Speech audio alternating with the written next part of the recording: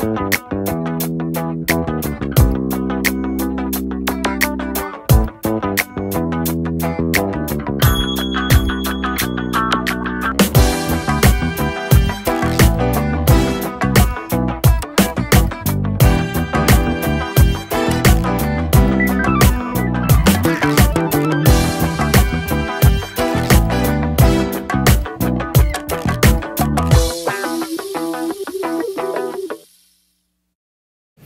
what's going on YouTube? It's Kevin and Mikkel, and we are here at the 4040 Club, and we are here to interview Bridget Kelly. Hi guys. Welcome to the Skorpion Show. Thank you so much for having me. Oh, thanks for coming. All right. Yes, 4040. Yes, 4040 in New York. Yes, 4040. This is our first time in here, and I must say, it's very beautiful in here. Very, very beautiful. So shout out to Jay-Z. And well, welcome to the Skorpion Show. Thank you. And our first question is for you. My first question is, how did you get started in the music industry? Well, I'm born and raised here in New York, and I went to performing arts high school, which is really what fueled the fire for me at an early age. I loved being able to perform and get on stage, and since I was surrounded by other people that were really good performers as well, it was easy to just get up and kind of find my niche, you know what I mean? And I had the encouragement and support of everybody that was there, my peers, my teachers.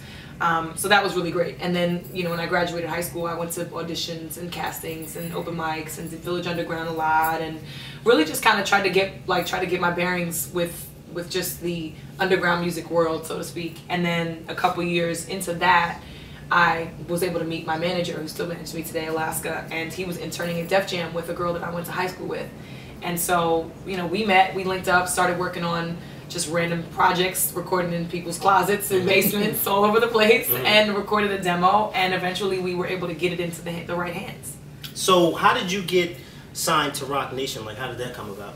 So we recorded in basements all over the city and in New Jersey, and we're just writing with whoever would go in the studio with us. You know what I mean? Just regular producers that anybody that was a friend, of a brother, of a cousin, of somebody's closet. We were recording in there, writing, constantly grinding, and put together a couple songs, and we managed to get it to, I guess I would call them the gatekeepers of the rock, which at the time it was still Def Jam, so we were just waiting for them to kind of, you know, finalize everything with their label, because we kind of heard through the grapevine they were going to leave Def Jam and Jay was going to do his own thing. Okay. And as soon as they did, we were real quick to get the music over, and one meeting turned into 5, and then turned into, you know, studio session, and just come in and sing, and we'll see how it goes, and the rest is history. Well, let me just say this, because I know I saw you in concert live for the first time probably about maybe 2 or 3 years ago in Philly with Jay-Z when he did Empire State of Mind. Yes. And that particular night, I think it was Powerhouse. Yes. That's what it was. And you came out, because you know we were all expecting Alicia Keys to come out, and you came out. And you know how sometimes when somebody comes out and they fill in for somebody and you're like, I don't know. You came out and you blew us away. I remember that particular night, I went home and I got on Google and I said, well, I have to figure out who the hell Bridget Kelly is, because I was just like, that girl can really sing. And it was just, you were just as good as Alicia. And I was like, you know what? If Jay-Z ever decides to do this song again and Alicia decides that she just doesn't want to show up, he should always get her, because it was something about your voice that really drew me in. And I was like, I never would have thought then that I would be sitting here talking to you now, so I just wanted to say that to you. It was amazing that night. It really was. It was amazing, and I was just like, wow, like this girl can really sing. That was such an, thank you so much. That was totally an accident, to be honest. When I first got the phone call to do Madison Square Garden with Jay-Z, which was my first show ever, I was signed, and it was just kind of like, will you just show up at rehearsal? And I'm thinking when I get to rehearsal and they play me the record, this is before the album came, this is before Blueprint 3 is even out. Wow. And we're sitting there in rehearsal and they play me the record, and I'm like, oh, this is cute, so I'm going to be singing behind Alicia, right? I'll be standing back here singing in the background, waiting for Alicia to come out. You know what I mean? And it was not that. They were like, well, Alicia can't come, so you're just going to have to do it. Wow. And I just kind of stood there with the mic like, somebody to give me a fan. I need a fan, some water. It was the most nerve-wracking moment of life. And then we get to sound check in the Garden, and I'm just singing out. And as soon as I get in there, I'm hearing my voice, and I'm like, yo, this is exactly what I'm supposed to be. Wow. Divine moment. Jay comes out, and I'm just like, he goes, how you feeling? I was just like, I'm so nervous. I don't even know why I'm here. I don't know how I got here. It's just by grace of God. And he was like, whatever, man, you got it. What's You're from here, you got it, it's fine, you'll be cool. And I was like, Jay-Z says I'll be cool, I gotta be cool. Jay-Z That's says what I gotta be wanted to cool. ask you too, because we all know Jay-Z to be like this. That's Jay-Z. So how was it for you to walk out on stage for the first night knowing that to your right or to your left or however you guys were positioned on stage, that you were going to be on stage with one of the biggest rappers out? Like, how was that, knowing that you were up here performing with Jay-Z? I think it was still very surreal to me. I didn't grasp the concept until a couple shows later, and then I was like, oh, this is Jay-Z. This is Jay-Z. Like, you're really doing this with Jay-Z. I think for me, the first show was so. It felt so right for me. I felt like it was the perfect moment for me to come out and shine, and I took full advantage of that moment. I was like, this is my time. I just got to sing my heart out with this, and to be with him and to have that vote of confidence from him was really. It made me a little less jaded about the situation. It made me actually a little more jaded about the situation than I thought I was gonna be. It was kind of like, oh, okay, well, Jay-Z thinks I'm cool, so I don't need anybody else. I got Jay-Z, I got Jesus, I'm good. Right. So what was it like performing inside Madison Square Garden? Because I know a lot of artists dream of selling out that building because it's very historic. Yes. How was it when you first got on that stage and just sang? You know what? That's the greatest memory that I have to date. I think for that being my very first show, my very first as a signed artist, to be on stage with, somebody who became my mentor, someone who I look up to, someone who I've been a fan of. I remember cutting class in high school to go buy the Black Album. Like, you know what I mean? To be on stage with him and to have all of those things, all of those moments come down to just that one first night, that first performance, to me, it's just so, it's divine. It really is still, it's such a milestone for me so early that to me there's no other perfect way that it could have been done. I just feel like now that I've done that, that was sort of my first taste of where I want to be, where I see myself in the future. So I know you performed this song like all around the world. How has that changed your life, seeing everything? It was a tease. It was definitely a tease. It was like, oh, okay, we're just gonna go to the south of France on a Tuesday and just, show up, sing a little song, and then, on to the next country. It was definitely, it spoiled me a lot. But I think that it gave me a chance to see how much hard work goes into putting on a show, you know what I mean? And really how dedicated and in love with your craft you have to be in order to get things done. Because stuff's gonna go wrong, people are gonna be late, things are not gonna happen the way you necessarily planned them to happen.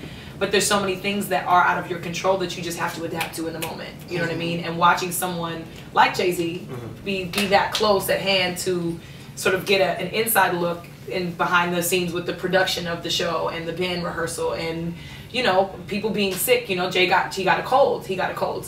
He still got to put on an hour and a half, 2 hour show somewhere back to back 5 nights in a row. You got to work past it. He still gave 110% every single night. You never would have thought he was sick. Never would have thought there was an explosion earlier on stage. You never would have known any of those things. And I think being able to sort of get to see those things backstage. Nothing blew up though. Let me just say that. Nothing ever blew up. It was just hypothetical.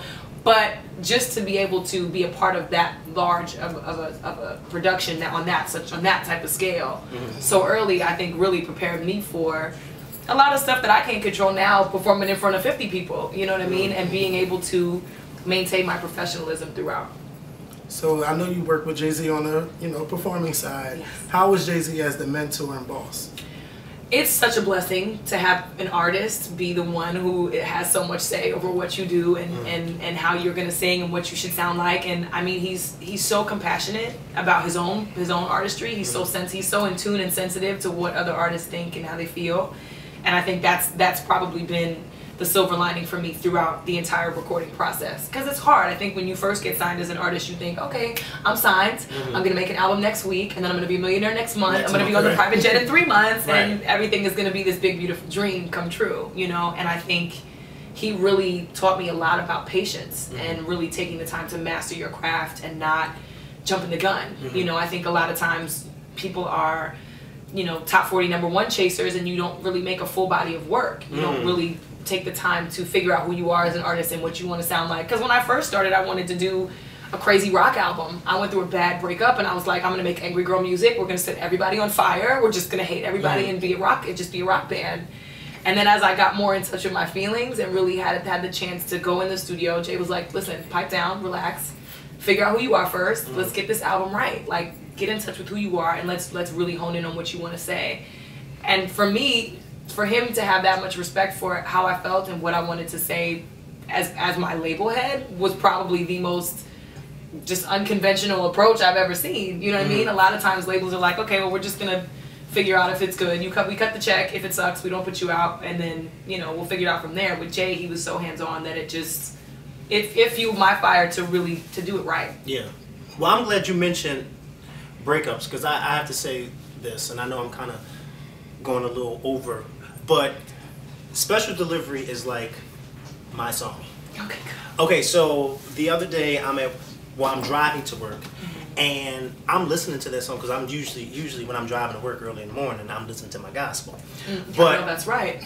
This particular morning, Bridget Kelly was my gospel. I was listening to Special Delivery, and I'm like, yo, this song is just like one of those songs that you can just really, really relate to, even if you're not going through a breakup. Like, you can just piece this song into any part of your life where it's just like, you know, that thing that you want to grab a hold to. So what I wanted to ask you was, what was the inspiration behind Special Delivery, if any?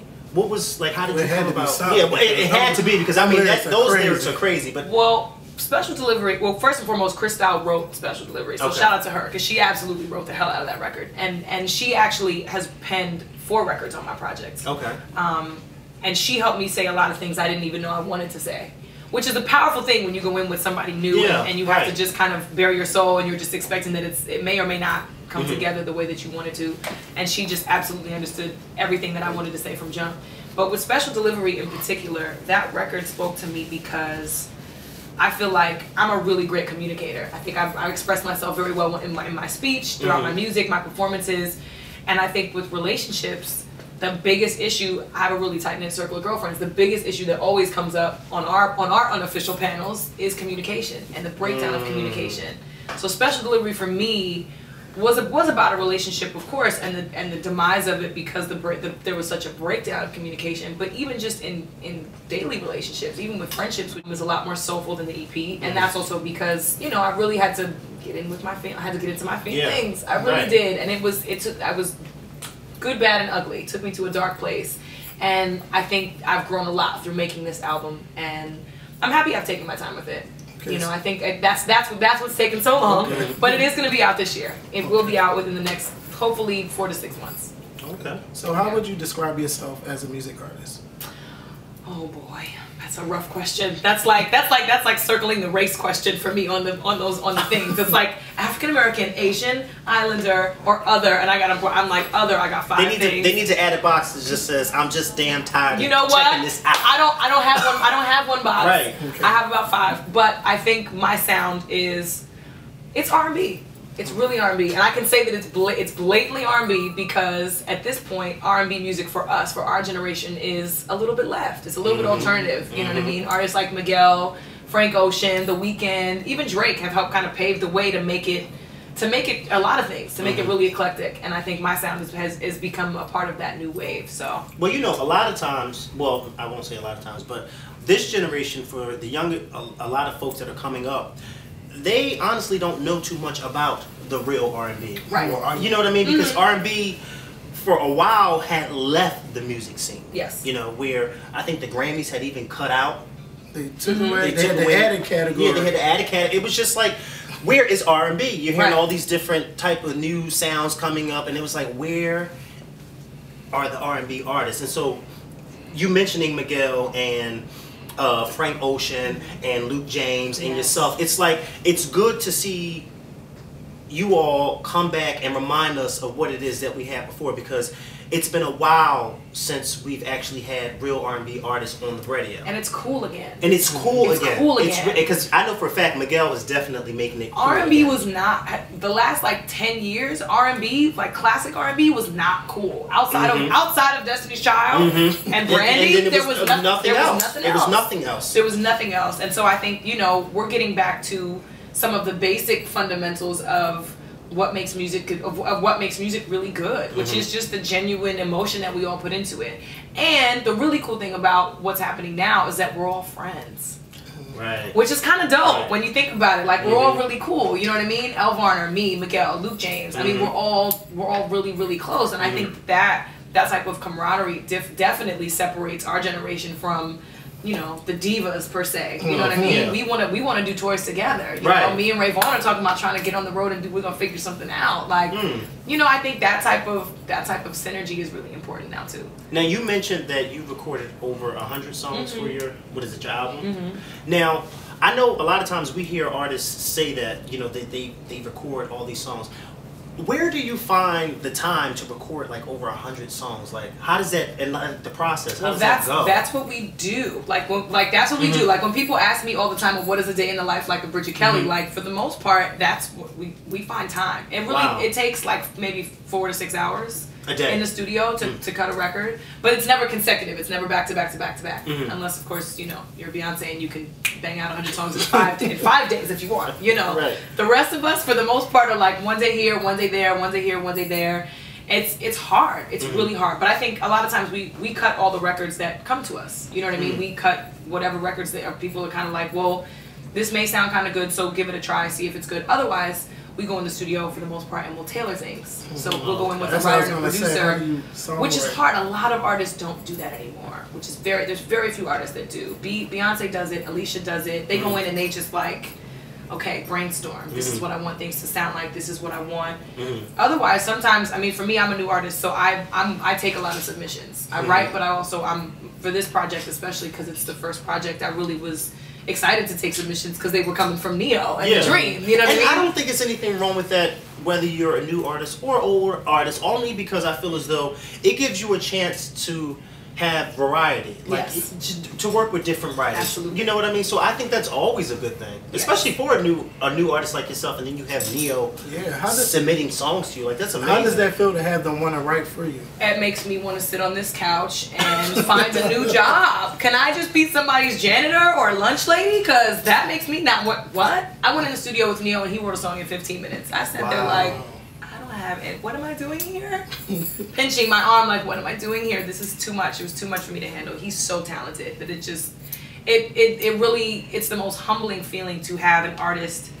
And he's an artist. He's obviously an incredible singer, but he's also a writer and a producer and a vocal producer. And he paints a picture. He paints a picture through his words. He tells a story in such an incredible way that to be in the studio with him was just like, I'll sit right here. I will take all direction. You tell me to do jumping jacks, you know, bark like a dog, hop on one leg. it's going down. If that makes a song sound better, that's what we're gonna do. And I really, it was really important for me on this project to be able to express myself. And so because I got to go in with Neo and The Dream, they both understood exactly where I was coming from, which was so perfect. When you're a new artist and sometimes I'm not good at summarizing how I feel in 2 words. I'm gonna need to sit with you. We're gonna have to talk for about an hour and a half before you actually get the nitty gritty.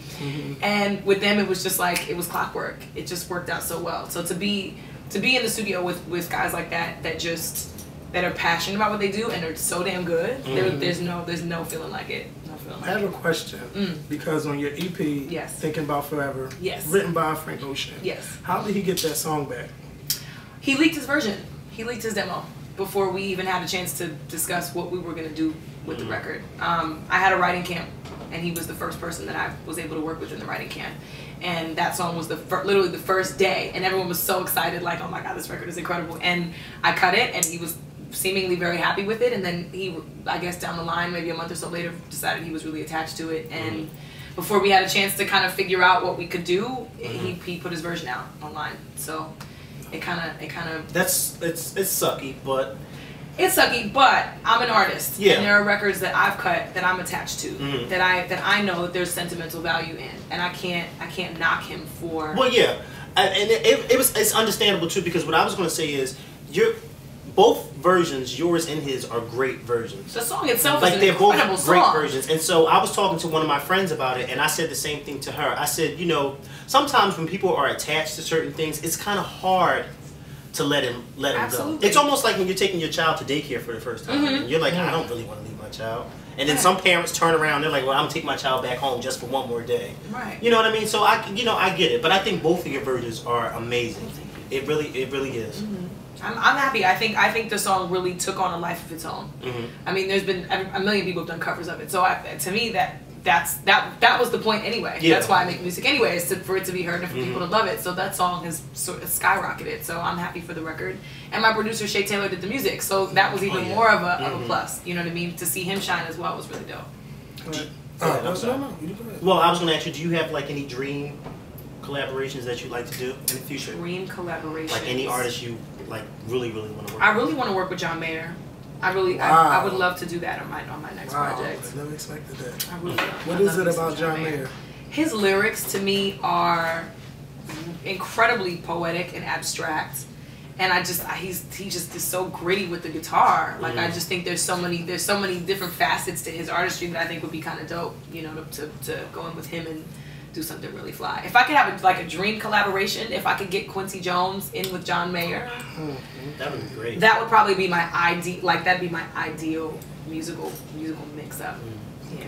Now you just recently won a Grammy, and I want to say congratulations. Congratulations. A lot of y'all don't know that. You penned a track on Kelly Clarkson's album Stronger, Einstein. Yes. How did that happen? So that record was initially, when we did it, I thought it was going to be for me, because at the time that's kind of where I thought I was trying to go with the project, and it turned out that it didn't really fit with a lot of the other stuff we were doing, and there were so many sessions that we had during that period of time where it was like, okay, we'll write and then we'll record records, and that was in the very beginning. So we recorded and wrote a million records, and that was one that kind of fell through the cracks, and I forgot all about it. And then the producer hit me up later and was like, yo, so remember that song that we did that we didn't think was that good, that we were kind of like, maybe not. You know, we're all artists are our own worst critics, so we wasn't something that we were all like, oh my god, this record is a smash. And that's actually a good thing, to not feel like all of your records that you write are smashes. But he was like, yo, Kelly Clarkson loves this record, she's recording it. And I was like, I'm sorry, I'll be right back. Kelly Clarkson she wants my record, she loves the record. And she cut it, and she thought it was great, and they made the album. And then this year for the Grammys, I didn't even know that she was nominated. I didn't go to the show. I wasn't really paying that much attention to the actual award ceremony, because I was kind of like, okay, well, I'll hear about it later, because I was in LA.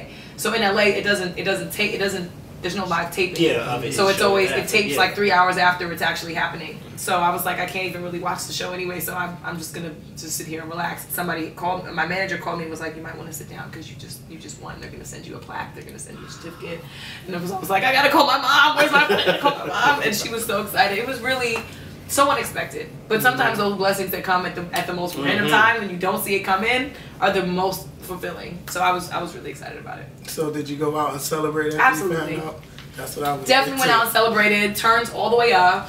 Called everybody that I knew. Like, listen, y'all, I want a Grammy. We going out tonight, okay? We're gonna find every party, and we're gonna go ham. We're gonna rip the town, and we did. And then I had to go back to work the next day. Did you get it yet? No, not yet. Where are you gonna put it when you get it? I'm gonna give it to my mom. I'm gonna let her have it. I'm gonna let her find a nice place to put it. Cause she's more of a clean freak than I am, so she'll put it someplace where it'll shine. She'll come in and dust it every day, and I'll let her do her thing with it.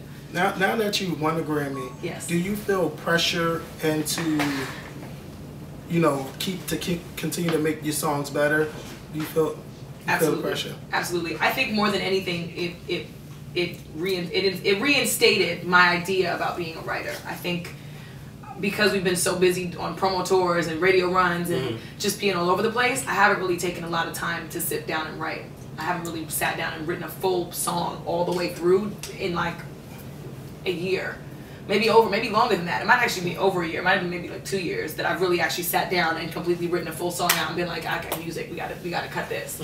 And so for this was sort of a reminder that it's something that is maybe might be a talent that I haven't all the way tapped into yet. And I'm definitely looking forward to spending more time on that when the time comes for the second album. I think I'm gonna be more hands-on with it for sure. This has nothing to do with the interview, but I just keep staring at her nails. Can I see your nails? Oh, yeah. I like it. Really nice. Thank you very much.